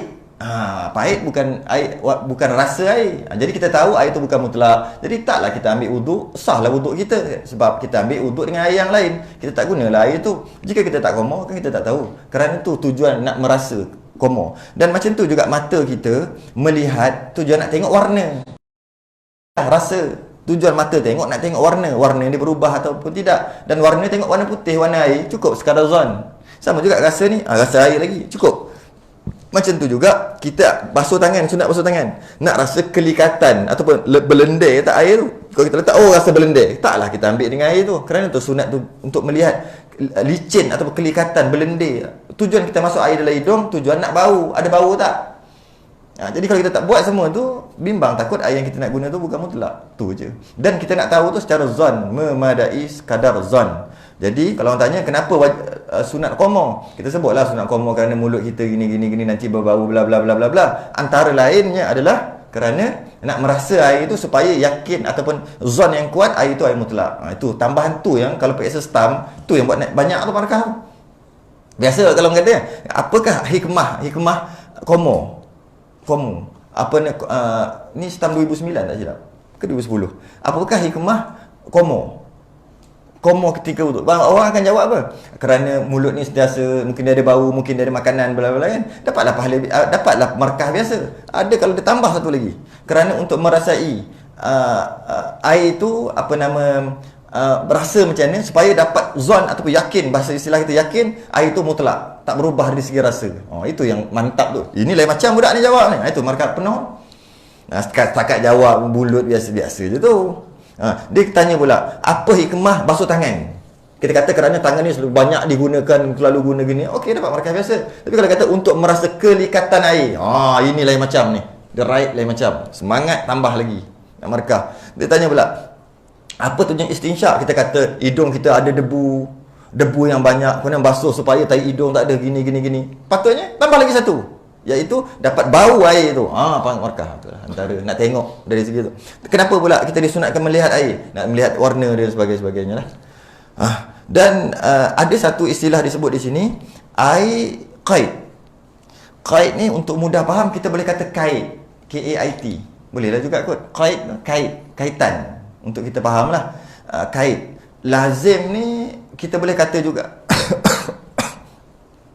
boleh kata juga mesti ataupun kebiasaan. Tu lazim. Lazimnya, kebiasaannya. Boleh juga kita maknakan mesti. Lazim ni. Untuk kita faham ai yang qaid lazim. Jadi disebut sini terlepas. Bila terlepas maksudnya bukan qaid lazim lah. Bukan qaid lazim. Jadi sekarang nak cerita yang qaid lazim dulu. Baru kita faham yang bukan qaid lazim. Jadi ai qaid lazim ni apa? Ai lah. Qaid ni kaitan. Ai yang kait, lazim mesti. Jadi ai yang mesti dikait. Ai yang mesti dikait. Jadi qaid lazim, ai yang mesti dikaitkan dengan sesuatu untuk dikenali. Kat situ. Sah sikit. Itu maksud ai qaid lazim. Ai lazim tu kita maknakan mesti. Senang. Sebenarnya bukan mesti, kebiasaan. Tapi kita ambil mestilah, nak faham satu-satu peringkat dulu. Ai qaid lazim adalah ai yang mesti dikait, dikait dengan sesuatu untuk dikenali. Jika dia mesti dikaitkan dengan sesuatu untuk dikenali air itu, baru sah nama air itu, maka air itu bukan air mutlak. Jika dia terlepas dari perkara-perkara itu, barulah dia mutlak. Macam mana? Air mawar sah tak? Saya guna perkataan sah. Sah tak kita kata itu air ni air mawar. Tahu tak air mawar buat daripada apa? Kena bincang air mawar benda apa pula. Tak apalah air mawar. Air mawar tahu tak buat daripada apa? Mawar lah, kan? Air mawar. Mawar tu diproses jadi air. Maknanya dia bukan air lah sebenarnya. Kalau dia campur air, boleh air campur. Kalau dia tak campur, dia sebenarnya bukan air lah. Dia cecair. Sebab daripada bunga bawah. Tapi sebenarnya campur kan. Mana boleh nak dapat macam tu? Mungkin dia nak perlukan air. Jadi air mawar sah tak kalau kita kata macam mana kata? Sah tak kita kata ada air mawar tu ada dekat atas almari. Kita kata kat anak kita, ambil air jap. Ambil air. Atas almari tu ada air mawar, lepas tu ada air botol, lepas tu ada air mineral, lepas tu ada air macam-macam lah. Ambil air jap. Sah tak suruhan? Kita nak suruh ambil air mawar. Sah. Saya guna perkataan sah. Boleh kot. Sah tak suruhan dia tu? Bukan sah batal, bukan tu. Maksudnya kena tak kalau kita kata ambil air, dia pergi ambil air, bagi air botol, air mineral. Aku suruh ambil air lah, dia pergi ambil pula air dalam gelas. Aku suruh ambil air, tak sah lah. Tak sah suruhan tu. Sebab kau suruh ambil air. Jadi nak macam mana nak bagi sah? Kau pergi ambil air mawar, kan wajib kait. Wajib kait dengan mawar. Itu kait tu, kait lazim. Kau pergi ambil air mawar atas almari. Katalah air mawar. Lepas dia kait, baru faham. Kalau dia tak kait, tak sah. Istilah saja nak guna perkataan tu. Tidak sah. Tidak sah suruhan itu. Kerana dia nak suruh ambil sesuatu, pastilah dikaitkan apa yang tu. Jadi kalau kata air nyong, air kelapa, dia mesti kata pergi ambil air kelapa, barulah sah. Pergi ambil air, tak sah. Kerana orang tak boleh nak faham air apa. Jadi bila dia kena kait baru sah, maka itu bukan mutlak. Senang saja. Bila kait baru orang boleh faham, bukan mutlak. Sabit. Sabit pun boleh lah. Maksudnya dua tu tak boleh dipisahkan. Air mawar, air tebu, air kopi, semua tak boleh pisah. Jika sebut minum air, tak sah sebenarnya bercakap. Kadang-kadang kita bercakap juga minum air. Tujuan kita nak minum teh tarik. Tapi sebenarnya tu tak sah juga cakap tu. Tapi dia faham sebab uruf pula. Kebiasaannya kalau ajak minum air, air teh tarik lah sebab kedai mamak. Contoh macam tu. Itu dia kena masuk unsur lain. Jadi tak nak masuk unsur-unsur kebiasaan tu. Sebab dia kosong tau. Main minum air teh. Baru air teh. Main minum teh. Baru tu. Jadi kat situ air qaid lazim adalah bukan air mutlak, iaitu air itu mesti dikait dengan sesuatu, sirap, air madu, baru sah kita sebut. Jadi kalau kata kita tak kait dengan sesuatu, tak jadi, tak faham suruhan tu. Ayat tu tak boleh jadi faham. Jadi kata ulang balik kat sini. Biarlah suara macam tak mau keluar lah ni. Ada 4 hari lagi ni kat sini. Teruk sungguh lah orang Kuantan ni. Habis suara aku. Yakni terlepas daripada qaid yang lazim seperti air mawar atau air nyo. Maksudnya ni qaid yang lazim adalah air mawar. Tak sah kita nak kata air mawar tanpa kita sebut mawar. Tak sah kita nak kata air kelapa tanpa sebut kelapa. Tak sah sebut air saja. Jadi bila dia mesti dikaitkan dengan sesuatu untuk dikenali, maka ianya bukan air mutlak. Dan kerana air mutlak adalah air yang boleh dikenali tanpa dikaitkan dengan sesuatu yang lazim. Tak perlu dikaitkan. Kita akan bahas kat bawah nanti. Ada kat bawah ni. Tak apa. Tak perlu dikaitkan. Tak perlu dikaitkan dengan sesuatu untuk kita faham air itu adalah air. Dengan maksud air mutlak. Tak perlu. Ambil uduk dengan air mutlak. Tak perlu sebut mutlak. Sebut air je. Dah faham. Sebab dia tak perlu kait. Tapi ada yang seolah-olah kait. Jawab kat bawah ni. Dan air mutlak, dia kata, daripada kait yang lazim, dia kata, air mutlak pun ada yang kait lazim. Seolah-olah kait lazim. Tu ada pun air mutlak daripada kait yang lazim. Maksudnya, ada pun air mutlak. Tapi nampak macam kait yang lazim. Mesti dikaitkan juga. Kalau tak kait, tak sah. Seperti air sungai. Kan kait dengan sungai. Ini macam mana pula cerita ni? Kata tak payah kait. Dah sah sebut air. Ini kena kait dengan sungai. Apa nama air sungai? Air hujan, air laut, dan air embun dan lainnya. Maka sekalian itu kait yang tiada lazim sebenarnya. Dia kata itu tak lazim. Maksudnya bukan. Okay? Kerana boleh dikatakan bagi tiap-tiap suatu itu air jua. Apa maksud dia ni? Maksud dia kat sini, yang pertama, kita boleh tengok sebelum tu. Kita nak masuk sikit sebelum tu. Air mutlak, dia ada 3. Dia ada 7. Yang mana 3 daripada langit, 4 daripada bumi. Sebelum tu, mukaddimah sikit bab air ni. Air mutlak ada 7. 3 daripada langit, 4 daripada bumi. Daripada langit, air hujan, air embun, satu lagi, salji. Air yang daripada bumi, laut, sungai, perigi, matai. Semua daripada bumi. Air mutlak, yang mana Allah punya penapis yang daripada hujan, embun dan salji ni, cara penapis dengan naik apa tu? Pemedual-walpan. Sebut tak kerti dah tu. Pemejaluapan. Naik, kemudian dia turun balik. Itu proses lah. Proses penapisan. Turun balik jadi mutlak. Daripada bumi pula berlakulah proses macam kita punya water ni, yang penapis air tu masuk ke bumi, tapi power punya tapis, jadilah sungai, jadi apa. Okey. Itu air mutlak. Dan ada sedikit perbezaan air mutlak tapi yang lazim. Kat sini kitab ni kata sebenarnya nampak macam kait lazim je, tapi sebenarnya dia tak kait. Sebenarnya tidak kait. Dia kata nampak macam kena kait, air sungai, air laut macam kena kait. Kata kalau kait bukan mutlak. Kalau kata kena kait dengan sesuatu, air sirap dah bukan mutlak, betul lah. Tapi kenapa kena kaitkan air sungai, air laut? Air embun, air apa kan semua dikait dengan sesuatu. Dia kata tidak, itu bukan kait. Kerana boleh dikatakan bagi tiap-tiap suatu itu air jua. Kat sini seolah-olah nampak air sungai, air hujan, air laut, air embun tu seolah-olah mesti dikaitkan dengan sesuatu macam air kait lazim. Sebenarnya dia tak lazim pun, tak kait pun. Sebab hakikatnya adalah air. Ataupun senang kita dapat dikenali walaupun tanpa dikaitkan dengan sesuatu. Walaupun kita kaitkan dengan dia, tapi kita kaitkan sebenarnya dengan tempat. Okey, saya ulang balik. Air kait tidak lazim adalah air mutlak. Okey. Walaupun dia tidak kait dengan sesuatu, dia tetap dapat dikenali. Okey, itu ulang balik cerita tu. Dan cuma kadang-kadang, ni yang istisna ni, kadang-kadang dia kaitkan dengan laut, sungai, kolam tu, tali air, air pili, air pipe, kan dikaitkan dengan tempat, dengan satu. Dan kadang-kadang dia dikaitkan, tapi sebenarnya dia sebenarnya tak kait. Bukti dia dah memadai kalau kita sebut, sah kita sebut, ambil air atas meja. Sah tak untuk ambil air minum, air masak, air mutlak lah kita panggil. Sah. Ambil air atas meja, sah. Ambil air botol atas meja, sah juga. Bila sebut air botol, jangan ambil uruf, sebab dia ada uruf air botol, air gas, air apa tu. Ambil air botol biasa, air putih sepatutnya. Itu yang paling tepat. Air maksud air mutlak. Dan kita kata juga, jangan main dekat air hujan. Jangan main dekat air. Boleh faham tak? Boleh sampai tak? Sah. Kenapa tak cakap jangan main dekat air lopak, air hujan, air tepi? Tak nama tak cakap. Air laut tu ada di tepi pantai. Jangan main dekat-dekat sangat air. Jangan dekat air, jauh sikit daripada air. Sah tak? Sah. Kenapa tak kait dengan laut?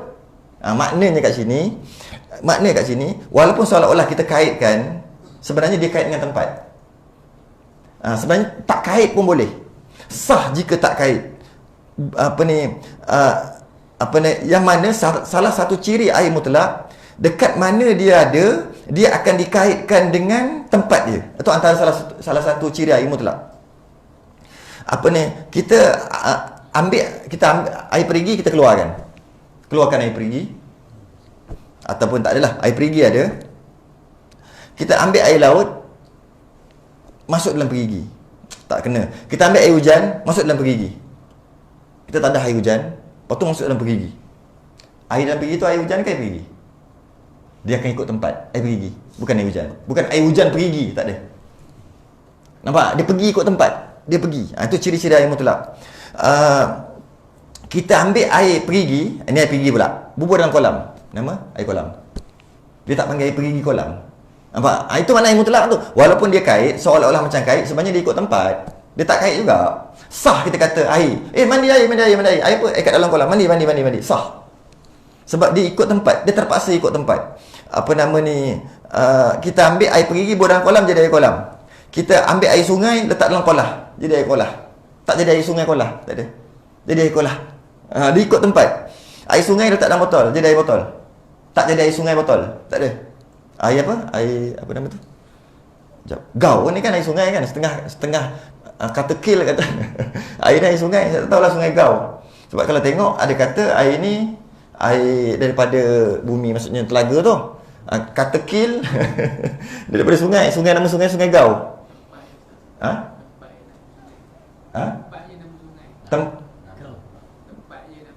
Tempat je nama sungai. Oh, macam tu pula. Saya tak tahu lah, saya saja nak sebut tu. Jadi maksudnya masuk dalam ni, dia tak panggil dah air apa benda. Kalau dia maksudnya asalnya sungai lah ke? Asalnya perigi lah. Tak panggil perigi pun. Panggil air botol. Air botol lah kita kata ni. Nampak tak? Hilang perigi tu. Sepatutnya kena kata perigi Gau. Kenapa hilang? Hilang. Sebab dia air mutlak. Dia hilang. Nak bagi contoh tu lah. Kalau ambil bubur dalam cawan. Tak, bukan. Kita ambil bukan. Kita ambil air sirap. Bubur dalam botol. Adakah kita panggil air? Tidak dah. Kita akan panggil air sirap dan berubah. Sedangkan kalau air putih, walaupun air tu air perigi, masuk dalam ni pun tetap nama air juga. Malah dia boleh ikut tempat air botol. Tapi kalau air sirap, dia tak boleh, tak sah. Kita letak sini, ambil air, tak sah kita nak cakap, kena cakap air sirap. Tu kait lazim tu. Ambil pula ambil perigi. Orang panggil perigi tak? Tak kan? Nampak? Kenapa tak? Sedangkan nak ambil air sungai, buat dalam perigi, nama air perigi. Jangan cakap lah apa-apa. Jangan cakap. Kalau cakap, mungkin dia akan cerita benda lain. Ambil air sungai kan dia akan ambil bubur. Ni nama apa? Air perigi. Sedangkan kalau orang tahu pun tetap nama air perigi juga. Air telaga juga. Dia tak cakap air sungai telaga, tak ada. Air hujan, bubur dalam sungai. Air hujan dia masuk sungai juga. Katalah kita tadah-tadah kita bubur dalam sungai. Tak nama air hujan sungai. Tak ada. Air sungai. Dia ikut tempat. Tapi kau cuba kita ambil air teh, bubur dalam kolah. Tak nama air kolah. Dia akan nama air teh. Walaupun duduk di mana-mana. Ambil sirap bubur dalam perigi. Nak air sirap ni. Bukan kata ini air perigi sirap. Tidak. Air sirap ni. Nampak? Bila sebut macam tu, maknanya kait lazim. Tak boleh berasingan. Tak boleh. Sebab dia dah kait yang lazim. Kalau terlepas daripada kait yang lazim, tak perlu dikait untuk dikenali sebagai air. Dia adalah air mutlak. Kadang-kadang seolah-olah nampak seperti kait, hanya kait dengan tempat. Kita buka air pipe tu. Air pipe kan? Sebenarnya kalau kita tak sebut air pipe pun sah. Buka air. Apa buka? Air. Tapi kita kait juga dengan tempat, bukan sebab dia lazim kan? Sebab kita bolehlah kait dengan tempat. Sebab tempat kita pindah, sebenarnya dia ikut tempat. Dia boleh berubah-ubah. Sedangkan air teh tarik takkan boleh berubah walaupun dia duduk dalam laut sekalipun. Dengan maksud satu laut tu berupa rasa sebiji macam teh tarik. Suatu laut tetap kita akan cakap air teh tarik, bukan air laut tarik ke? Bukan. Tu sikit lah bahas berkaitan dengan kait lazim. Okey. Bukan senang nak faham. Kalau nak baca boleh. Ayat ni terlepas daripada qaid lazim lah. Qaid lazim terlepas daripada qaid, bukan qaid lazim. Ada. Boleh faham? Allah. Adapun air mutlak, okey, daripada bukan. Okey, habislah. Maknanya habis. Maka air mutlak itulah yang terlepas daripada qaid yang lazim tadi. Yang duduk kat mana-mana dia jadi ikut nama tempat tu tadi tu. Ataupun kita boleh kata 7 tadi air tu, yang mana dia ada 3 dan 4 tadi, 3 daripada langit, 4 daripada bumi tadi. Air mutlak itulah yang sah dibuat bersuci dengan dia, tetapi jangan mengubahkan dia. Jangan berubah sifat lah ni. Mengubahkan dia oleh suatu yang tahir. Tahir ni suci lah, suatu yang suci, lagi terkaya air itu daripadanya. Ya Allah. Lagi terkaya air itu daripadanya akan sebagai umah yang banyak. Banyak ni semua beberapa perkara. Kita baca sikit dulu, nak dapat konsep dulu, baru kita faham lepas ni. Sekira-kira menegah ia diitlaqkan. Ya Allah, istilah lagi. Nama air atasnya kerana berubah salah satu daripada sifatnya, iaitu rasa, bau dan warna. Ada 3 istilah yang besar kat sini. Baca je boleh, faham dia tu yang masalah. Maka air mutlak itulah yang sah dibuat bersuci dengan dia. Okey, habis kat situ, senang je. Okey, tetapi jangan mengubahkan dia. Ni mutaghayyir ni. Jangan mengubahkan dia. Jadi air mutlak tu jangan berubah dengan sesuatu yang suci. Kalau dia berubah dengan sesuatu yang najis, berubah dengan satu, tak apa, tu kita bahas kemudian. Jadi air mutlak najis kalau apa kena ada najis, tu cerita lain. Nak cerita benda yang suci dulu. Air mutlak, satu air yang mana air itu jangan dia berubah dengan sesuatu yang tahir, yang suci. Jangan masuk benda suci. Apa-apalah. Tepung suci tak? Suci. Jangan masuk tepung. Yang mana akan berubah kaya air itu daripadanya. Terkaya ni apa? Tahu terkaya ni apa? Untuk faham. Kaya tu kaya. Bukan. Nak faham dulu. Bukan. Bukan, betul. Tapi cuba, kalau kata kat sini, tahir lagi terkaya air. Apa? Banyak air. Dia silap faham maksud terkaya ni. Bukan. Cuba. Apa maksud kaya? Tapi jangan sebut kaya. Jangan sebut kata kaya. Terkaya air, tapi jangan sebut perkataan kaya. Tapi membawa maksud kaya. Mewah. Jap. Ken, tak kena lagi. Tak kena. Lebih. Tak kena dengan ayat. Cuba tengok ayat sekali. Kalau masuk tauhid sikit, masuk tauhid. Terkaya apa? Masuk tauhid. Masuk tauhid baru kena. Terlepas. Itu masih lagi duk main belakang tiang tu. Tak pergi lagi. Kaya ni maksudnya, kita kaya tak kita ni? Apa nama ni? Jap. Ya ayuhan nasu antumul fuqara'u ilallah. Wallahu huwal ghaniyyul hamid. Allah Maha Kaya. Maksud apa kaya tu? Maksud tauhid sikit. Tak maksud banyak, kita bekah kan. Tak apalah. Kaya tu maksud apa? Sesungguhnya fuqara. Satu, fuqara. Antumul fuqara'u ilallah. Okey, satu, fuqara. Kita lah tu. Wallahu, Allah pula ghaniyyun, kaya. Okey, kita kaya. Kalau ada duit 18 juta. Sebenarnya kita kaya? Tak kaya. Sebab apa? Sebab kita nak kaya, kita memerlukan duit. Sedangkan Allah tak memerlukan apa-apa. Maka itulah kaya yang sebenar. Jadi maksudnya Allah tidak berhajat kepada sesuatu. Allah tidak berhajat. Itulah kaya yang sebenar.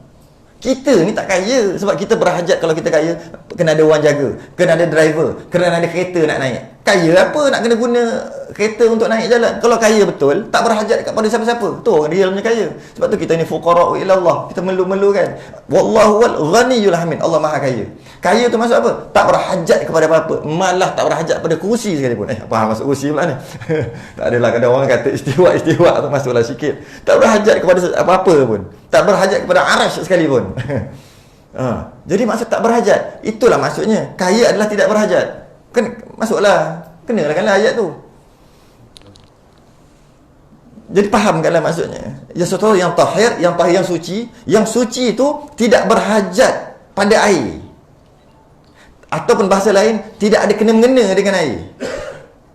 Kerana adakan perbahasan nanti akan datang nanti, dia ada air yang berubah, yang mana air tu dia berhajat kepada sesuatu tu. Jika dia berhajat, contohnya maka air itu akan berubah jadi bau lumut. Adakah air mutlak? Tanya. Sebab air itu dah berbau lumut, warna hijau. Adakah air itu mutlak ataupun tidak? Sebab dah berubah sifat.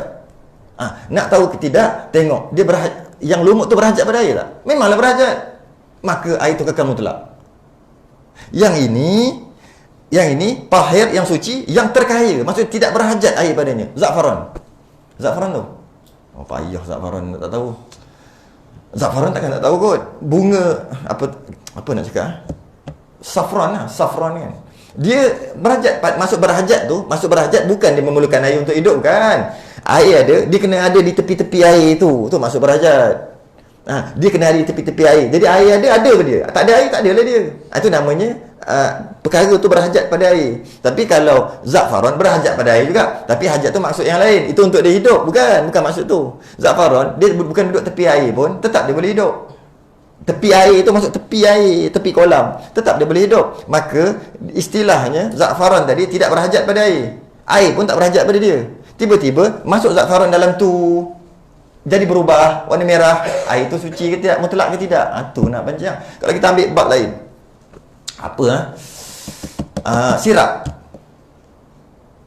sirap bercampur dalam air, jadi merah. Sekarang ni nak kata itu mutlak ataupun tidak, kena tengok yang bercampur benda tahir iaitu suci tadi berhajat tak air. Tidak, sirap mana ada kena-mengena dengan air. Sirap tu buat daripada ros apa semua, tak berhajat. Jadi bila berubah air tu adalah mutaghayyir dia panggil, bukan air mutlak. Kerana sesuatu itu ni yang tahir dia suci, sirap tu suci, air tak berhajat pada air pun. Maka maksudnya kat sini, jangan mengubah. Jadi jika dia berubah dengan sebab sesuatu, yang sesuatu tu tak berhajat pun pada air, maka air itu jadi bukan mutlak. Istilahnya mutaghayyir, bukan mutlak. Tapi kalau sesuatu itu berhajat pada air itu kekal mutlak walaupun berubah. Tak apalah, sebab nak susah nak faham, dia akan masuk, dia akan cerita pasal belerang. Saya cerita teruslah, lepas ni kita ulang balik lah kot. Belerang, kan sungai kan, ada belerang kat atas, bau macam telur busuk. Sulfur. Kita mandi kat air tu panas. Sedap mandi. Okey. Air tu mutlak ke tidak? Nak tengok mutlak ke tidak, tengok sifat dia berubah ke tidak. Sifatnya berubah, baunya berubah. Sabar dulu, adakah mutlak atau tidak? Dia berubah dengan apa? Dengan benda yang terkaya ataupun tidak terkaya? Alamak, kena cerita tidak terkaya pula kan. Terkaya tak? Terkaya tu maksud berhajat tak belerang tu dengan air. Berhajat lah, dia memang duduk dalam tu kan. Bukan masalah larut. Itu dia panggil lain, itu masalah lain. Payah tu nak faham sungguh-sungguh bab ni. Itu masalah larut tu dia panggil mujawir dengan itu lain, itu cerita lain. Itu cerita lain. Itu cerita. Ini cerita air belerang, ada tak belerang duduk dalam gua? Apa pula belerang duduk dalam gua? Belerang duduk dalam air lah. Bukan dalam Mercung buluh tu dah masuk. Okey, apa benda lain? Batu kiwi ada tak kenal tu? Sudah, apa benda nak bagi contoh? Yang dia memang berhajat, tanah. Tanah mesti dah berhajat dengan air. Tiba-tiba tanah tu maksudnya tanah tu memang berhajat dengan air sebab air tu akan duduk atas tanah. Tiba-tiba kita pijak, tanah tu pergi. Dia berubah air. Air dah berubah color, berubah warna. Dia berubah dengan benda yang berhajat ataupun tidak, ataupun terkaya ataupun tidak terkaya. Tidak terkaya lah. Sebab kalau terkaya, dia tak berhajat. Sekarang tidak terkaya, maksudnya tidak berhajat. Apa maksud? Tidak berhajat. Apa maksud? Dua kali tidak. Tak, tidak berhajat. Tidak berhajat maksudnya tidak berhajat. Macam tauhid pula ngaji jenis Allah. Tidak berhajat maksud berhajat lah. Tidak berhajat. Tak boleh guna istilah apa tak faham. Baik kita guna cara macam ni. Yang penting tidak berhajat. Maksudnya tidak, saya guna tone macam ni. Tidak berhajat. Maksudnya berhajat lah. Kalau tidak berhajat lah. Tak memerlukan. Tidak memerlukan. Tidak memerlukan. Positif kan negatif. Jadi bila tidak memerlukan maksud memerlukan lah. Dia tak ada tak ada lagi tu Ustaz Zaira ni tak ada ambil kau orang nanti. tak ada. Tahu tak benda apa ni? Ustaz Zaira ni mengajar tak ada selalu lah. Tak ada. Maksudnya ada, tak ada. Sajalah masuk bab tu. Jadi tidak berhajat maksudnya berhajat. Okey, sebab apa saya sebut tidak berhajat? Sebutlah mudah-mudah sebab nak guna perkataan terkaya. Bila sebut perkataan tidak terkaya, maksudnya tidak berhajat. Sebab terkaya tu maksud tidak berhajat. Jadi kalau sebut tidak sekali lagi, jadi tidak berhajat. Jadi macam ngaji kat pondok pula. Tak nak buat cara tu. Kita nak buat cara tu, tapi kan dia jadi juga. Jadi maksudnya adakah tanah itu terkaya? Tidak terkaya. Dengan maksud tanah tu memang berhajat. Air tu memang berhajat dengan tanah. Bila kita pijak, dia akan pergi, tanah tu akan pergi jadi keruh. Air tu dah berubah color. Adakah itu mutlak? Mutlak kerana dia berubah dengan sebab sesuatu yang tidak terkaya ataupun dengan sesuatu yang perkara yang memang berhajat dengan air itu. Itu kalau tanah. Macam tu juga batu kiwi kalau pernah dengar lah. Kalau macam tu juga belerang, macam tu juga kiambang, macam tu juga macam tu juga lumut. Contoh-contoh tu lah. Sebab di mana ada air, di situ ada lumut. Tiba-tiba air tu berubah jadi bau lumut dan warna hijau. Air itu kekal mutlak kerana tidak terkaya tu tepi-tepi. Dia berubah dengan sesuatu yang tidak terkaya. Okey, itu sebenarnya pelajaran akan datang. Sebut dulu nak bagi nampak. Jadi air mutlak adalah sah untuk dibawa bersuci, tapi jangan mengubahkan dia, jangan mengubah air mutlak tu oleh sesuatu yang suci. Jangan mengubah dia jika dia berubah sesuatu yang suci, yang mana yang sesuatu yang suci tu lagi terkaya air, tidak berhajat air itu daripadanya, akan sebagai ubah yang banyak. Yang kali kedua, ubah yang banyak pula. Dia berubah. Bila dia berubah tu sikit ke banyak? Kita panggil klorin tu, dia buat daripada apa? Klorin. Mengenai dengan air tak? Tak ada kan? Dia buat proses entah mana dia ambil klorin tu. Kemudian dia bubuh dekat dalam air. Dia bubuh dalam air. Buat air pipe kita tak salah. Okey, sekarang ni klorin tu dia sebenarnya terkaya lah maksudnya tak ada kena-mengena ataupun istilah lain dia tak ada kena-mengena dengan air tu, maka ditambahlah klorin tu dalam air pipe kita, tangki kita. Bila tambah berubahlah air tu. Bila berubah mungkin bau kot bau kan klorin ni, berubah salah satu sifat, dia jadi mutaghayyir ataupun air yang suci tidak menyucikan, ataupun air yang telah berubah dengan sesuatu yang tahir, dengan sesuatu yang suci. Semua sama je tu. Semuanya sama je maksud. Jadi maknanya dia telah berubah kerana klorin ni bukan najis, dia suci. Jadi air pipe kita telah berubah dengan sesuatu yang suci. Air pipe kita telah berubah dengan sesuatu yang tak ada kena-mengena dengan air. Okey. Jadi bila dia berubah, adakah dia kekal mutlak? Oleh kerana dia berubah dengan sesuatu yang tak ada kena-mengena dengan air, malah ditambah. Nak tengok, jika nak kata dia kekal mutlak, mesti tengok banyak ke sikit berubah. Jika berubah banyak, bukan mutlak. Jika dia berubah sikit, kekal mutlak. Itu yang dikatakan sini, akan sebagai ubah yang banyak. Ubah banyak baru dia tak jadi mutlak, ataupun dia jadi mutaghayyir, ataupun dia jadi air yang berubah kerana sesuatu yang suci, ataupun air yang suci tidak menyucikan. Sama je semua tu. Apabila berubah dengan sesuatu yang suci sebagai ubah yang banyak. Jadi kalau kita buka, bau klorin, nampak tak? Kita kena kait dengan klorin. Kita tak cakap dah buka air, nak ambil air jap, ambil air. Kita tak cakap pun nak ambil air. Bila kita buka, ni air klorin ni, nampak? Kita kaitkan dia. Bila kita kait dengan sesuatu, kait lazim, automatik, bukan mutlak. Tak boleh ambil uduk, tunggu dulu. Betul? Adalah bau sikit-sikit, tapi bila sikit-sikit mutlak balik. Sebab ubahnya sikit. Kadang mula-mula tu banyak. Tu tak boleh tu, tak sah. Ataupun kita buka, simpan lama-lama, esok lusa dia hilang bau. Okey, mutlak balik. Jadi itu dalam masalah klorin lah. Okey. Kau apa dah? Sampai sekarang nak kena habiskan yang ni je. Yang ni je, nak habiskan yang ni je. Apa lagi yang tertinggal? Sekira-kira menegak, ia akan diitlakkan nama air. Satu lagi istilah, ada itlak pula nama air atasnya kerana berubah suatu ada sifatnya.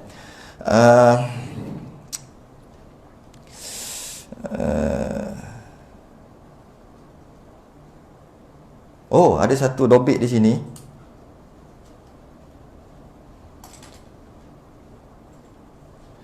Jika pada mazhab yang lain, bukan air najis ni. Oh, masalah najis. Jika yang tadi dimasuk benda yang tahir, benda yang suci. Dan jika dimasuk najis, tak kira semua jadi mutanajis jika air itu kurang 2 kullah.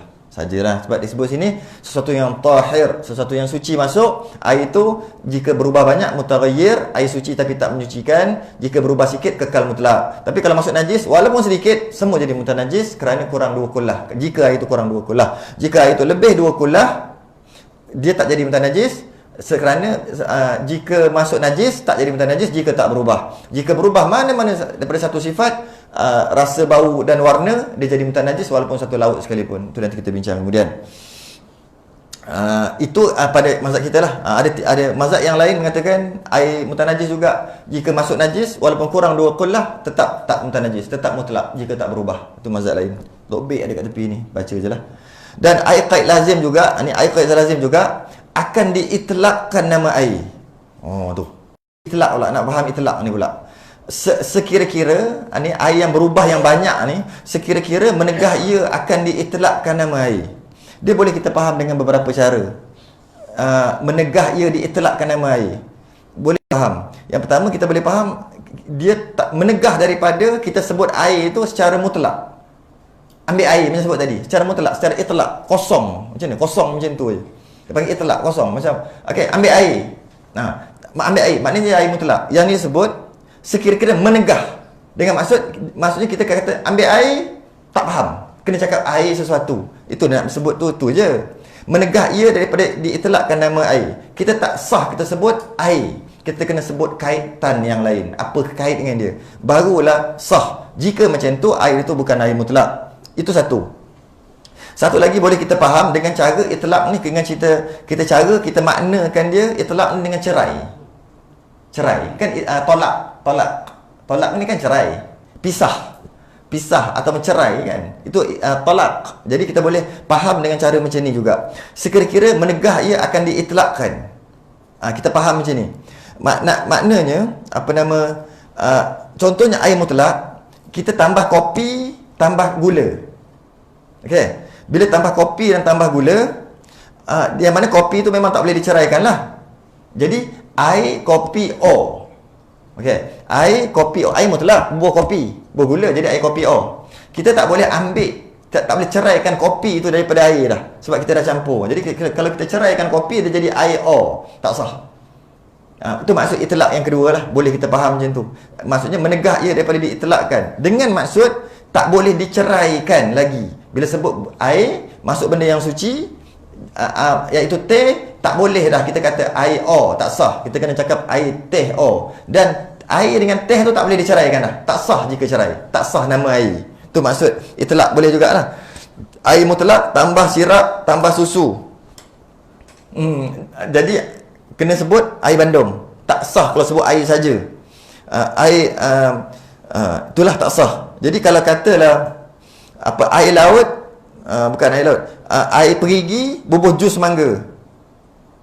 Jus mangga dalam tu berubah jadi kuning. Tak sah dah kita nak cakap air perigi mangga. Dan tak sah, tak boleh juga kita nak cakap air saja. Sebab tak boleh pisahkan, itlak kan, cerai kan, tak boleh ceraikan air tu daripada mangga dah.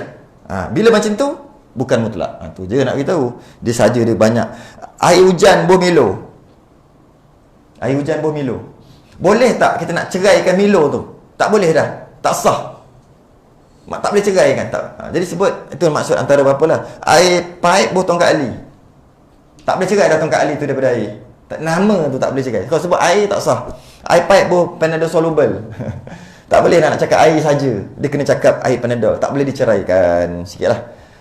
Allah alam. Dan jikalau ada pada takdir sekalipun, ini ada pula susahlah juga dalam bab ni esok, iaitu maksudnya jatuh air macam yang ditakdirkan lah, yang mungkin kita akan bahas dengan air mustakmal sekali. Contohnya air mawar, air mawar lama dia dah jadi macam air biasa dah, maksudnya air putih, tak ada bau dah. Jika masuk air mawar tu dalam cawan, adakah dan tak berubah bau, adakah air itu kekal mutlak ataupun mutaghayyir? Ataupun kalau kita ambil apa, dia bagi tahu apa kat sini? Oh, laban zakar. Menentang apa tu?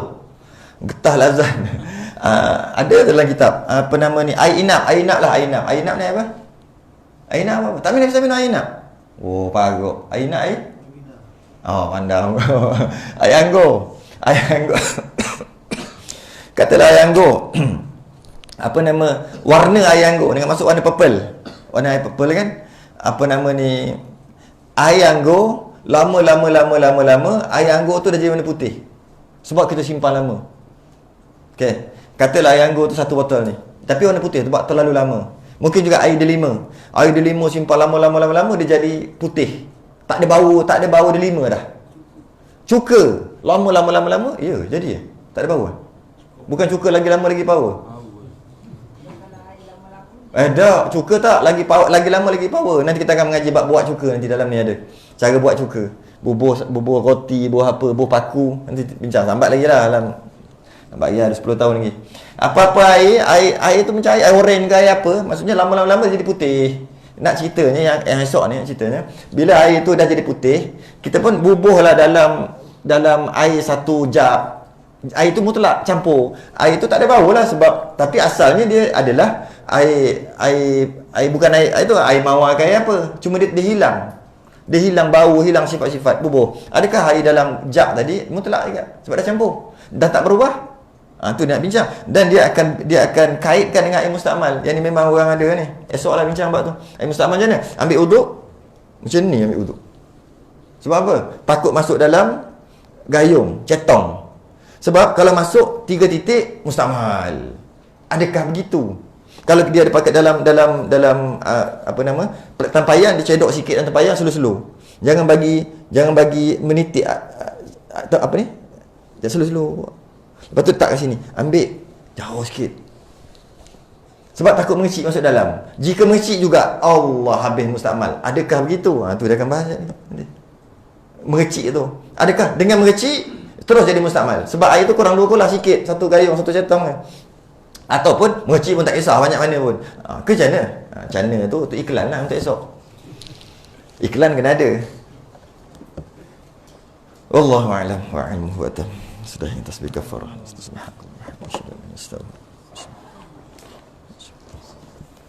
Assalamualaikum warahmatullahi wabarakatuh.